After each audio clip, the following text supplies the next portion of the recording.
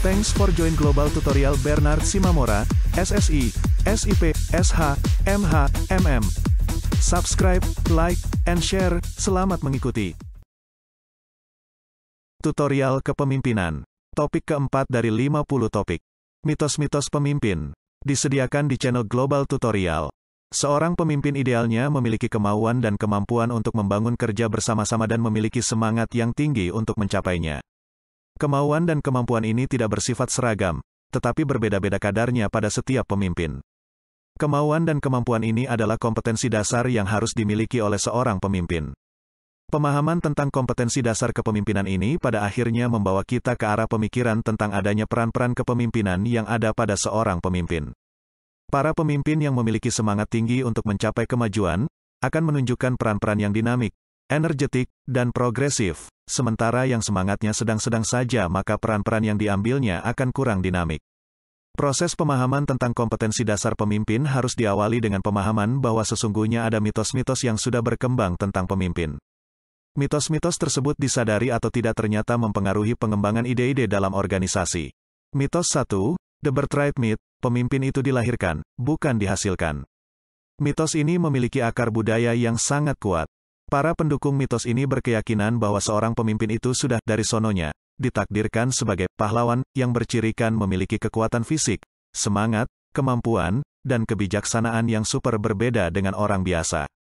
Pemimpin-pemimpin dunia seperti Soekarno, Gamal Abdul Nasser, Lincoln, Napoleon Bonaparte, Stalin, Hirohito, dan sebagainya adalah tokoh-tokoh yang oleh para pendukung mitos ini dipandang sebagai contoh nyata kebenaran pandangan bahwa pemimpin itu dilahirkan.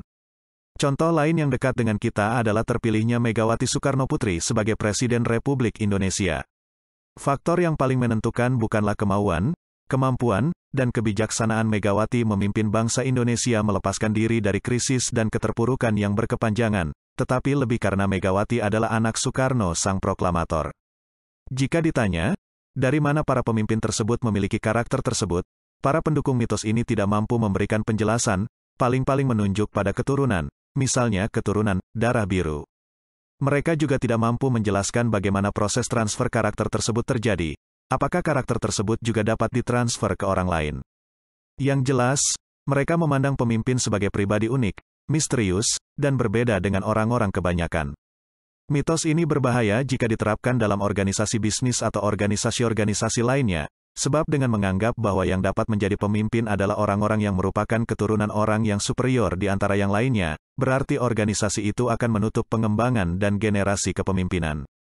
Jika ini terjadi maka tidak ada gunanya segala bentuk pelatihan dan pengembangan yang dilakukan oleh organisasi karena kepemimpinan akan selalu dipegang oleh orang yang memang ditakdirkan menjadi pemimpin, bukan yang dididik dan dilatih untuk menjadi pemimpin.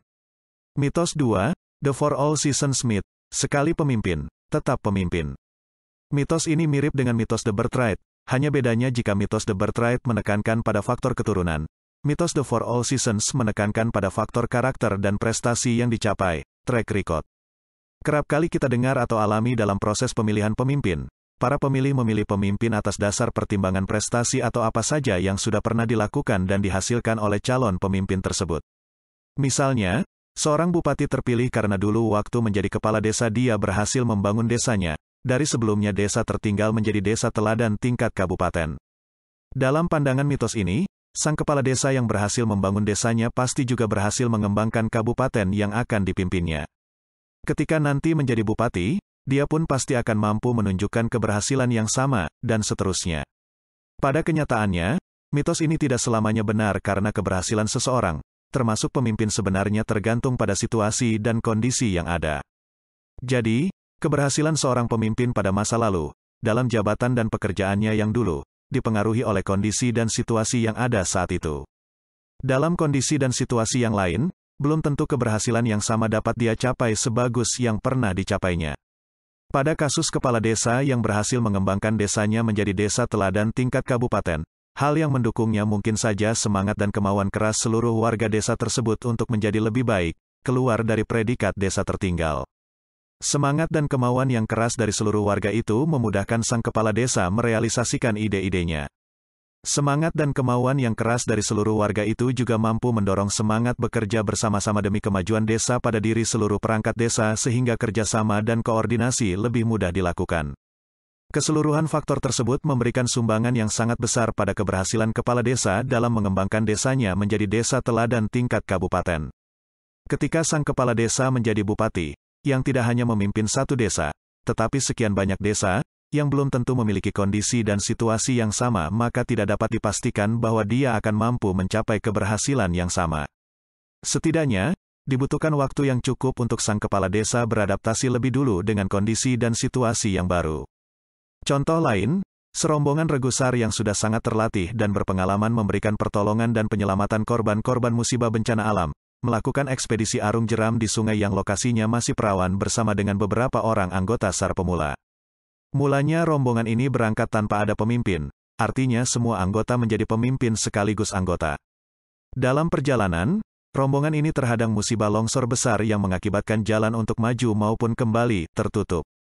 Menghadapi bencana ini, anggota SAR yang sudah sangat terlatih dan berpengalaman menghadapi hal-hal semacam ini, ternyata menjadi orang-orang yang justru takut dan panik sehingga tidak mampu mengambil inisiatif mencari jalan keluar dari kepungan longsor. Sebaliknya anggota pemula, karena belum pernah mengalami kejadian semacam itu sehingga tidak mengetahui besarnya bahaya yang dihadapi, menjadi sangat tertantang dan bergairah untuk mempraktikkan ilmu-ilmu yang selama ini dipelajarinya. Akhirnya, rombongan ini berhasil keluar dari kepungan longsor dengan selamat justru karena kerja baik anggota SAR pemula.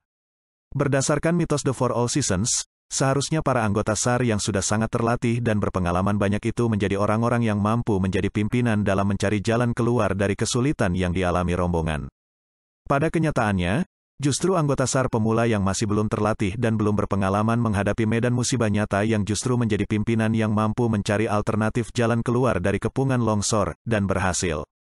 Contoh-contoh di atas memberikan gambaran betapa sesungguhnya keberhasilan seorang pemimpin pada situasi dan kondisi satu belum tentu dapat ditransfer ke keberhasilan kepemimpinan pada situasi dan kondisi yang lain. Mitos 3, The Intensity Myth. Pemimpin itu memiliki intensitas perasaan lebih tinggi dibanding orang kebanyakan. Mitos ini berkeyakinan bahwa seorang pemimpin memiliki kedalaman dan keluasan perasaan yang jauh dibanding orang-orang kebanyakan. Intensitas perasaan ini bisa beragam bentuknya, salah satunya intensitas emosional. Mereka lebih emosional dibanding orang-orang kebanyakan. Oleh karena itu, mitos ini kadang-kadang juga disebut The Anger Myth. Jadi, kalau seorang pemimpin marah di kantor, bawahan lebih baik mengikuti saja. Jangan melawan atau menunjukkan sikap yang melawan. Mitos marah, The Anger Myth, ini didasari pandangan teori X yang dikemukakan oleh Douglas MacGregor, yaitu bahwa manusia itu pada dasarnya membenci pekerjaan yang harus dikerjakannya sehingga mereka perlu digerakkan dengan tongkat kemarahan agar mau mengerjakan pekerjaannya dengan baik. Menurut teori X, cara yang tepat untuk membuat orang menyukai pekerjaan yang dibencinya adalah dengan memarahi dan menghukumnya. Bentuk-bentuk ancaman dan hukuman nyata diyakini akan memunculkan rasa takut pekerja, seperti takut dipecat, takut tidak dibayar, takut tidak naik jabatan, takut diturunkan jabatan, takut tidak bisa hidup, dan sebagainya. Rasa takut itulah yang harus dieksploitasi oleh pemimpin. Seorang pemimpin harus mampu membuat anak buahnya takut karena menurut pandangan teori ini, rasa takut itulah yang akan dapat menggerakkan kemauan orang untuk bekerja. Oleh karena itu, seorang pemimpin haruslah mereka yang memiliki intensitas emosional yang tinggi dan mampu menunjukkan sikap emosional yang jelas dan keras dalam memimpin. Mitos ini begitu terkenalnya, sampai-sampai salah satu majalah bisnis di Amerika Serikat setiap tahun mengeluarkan daftar 10 besar bos tergalak di Amerika Serikat. Kriteria bos tergalak antara lain, tidak mau dengar kata tidak, keras dalam mengarahkan, tidak sabar, pemarah, mudah tersinggung, kasar, kaku, dan perasaannya mudah berubah-ubah. Pada kenyataannya, perasaan takut pada diri pekerja untuk sementara memang dapat meningkatkan produktivitas, tetapi pada banyak kasus ternyata kemarahan sang pemimpin itu akan dapat memunculkan kerusakan total ketika sang pemimpin pergi. Oleh karena merasa ditekan dan tidak dapat berbuat apa-apa, pekerja melaksanakan tugasnya dengan baik, tetapi pekerjaan itu dia kerjakan dengan terpaksa, bukan dengan senang hati dan penuh kesadaran. Pekerjaan yang dilakukan dengan terpaksa dan penuh tekanan, akan diperoleh hasil kerja yang secara kuantitas banyak, tetapi secara kualitas belum tentu bisa dijamin. Kekuatan dan ketahanan fisik orang bekerja juga ada batasnya sehingga tidak mungkin kuantitas kerja yang diharapkan dapat dipertahankan terus. Tekanan dan paksaan itu pun dalam kenyataannya bisa menumbuhkan perasaan tidak suka pekerja terhadap pekerjaan atau orang yang memaksa sehingga bukan kebaikan yang akan diperoleh, tetapi kehancuranlah yang akan dituai. Bentuk intensitas perasaan yang lain adalah rasa percaya diri, optimistik, dan penuh semangat. Jadi, seorang pemimpin selain harus bisa galak dan tegas, juga harus memiliki kepercayaan diri yang kuat, selalu optimis, dan selalu penuh semangat dalam mengarahkan dan memimpin anak buahnya atau organisasinya. Kiat-kiat kepemimpinan. 1. Jangan percaya penuh pada mitos The Birthright. Pemimpin itu dapat diciptakan, armade, baik melalui bantuan lingkungan maupun atas upayanya sendiri, self-made. 2. Perhatikan mitos The For All Seasons. Tak seorang pun pemimpin yang bisa berhasil sepanjang masa. Setiap pemimpin hanya memiliki bakat dan kemampuan yang tepat bagi situasi dan kondisi tertentu. Keberhasilan pada situasi dan kondisi satu tidak dapat ditransfer ke keberhasilan pada situasi dan kondisi lain. 3. Hindari mitos intensity atau anger. Jangan memotivasi orang dengan cara-cara kekerasan dan kemarahan. Itulah materi topik keempat tutorial kepemimpinan. Channel ini akan sangat membantu masyarakat umum dan para mahasiswa yang sedang atau ingin kuliah di perguruan tinggi manapun di Indonesia. Ratusan video tutorial S1 Ilmu Hukum, S1 Ilmu Pemerintahan, S1 Ilmu Komunikasi, S1 Ilmu Manajemen, S1 Ilmu Administrasi dan lainnya disajikan. Video tutorial dituturkan dan disubtitelkan agar dapat ditonton, dibaca sambil didengarkan. Jangan khawatir jika tidak langsung paham. Untuk pemahaman yang lebih baik, putar dan dengarkan video tutorial berulang-ulang.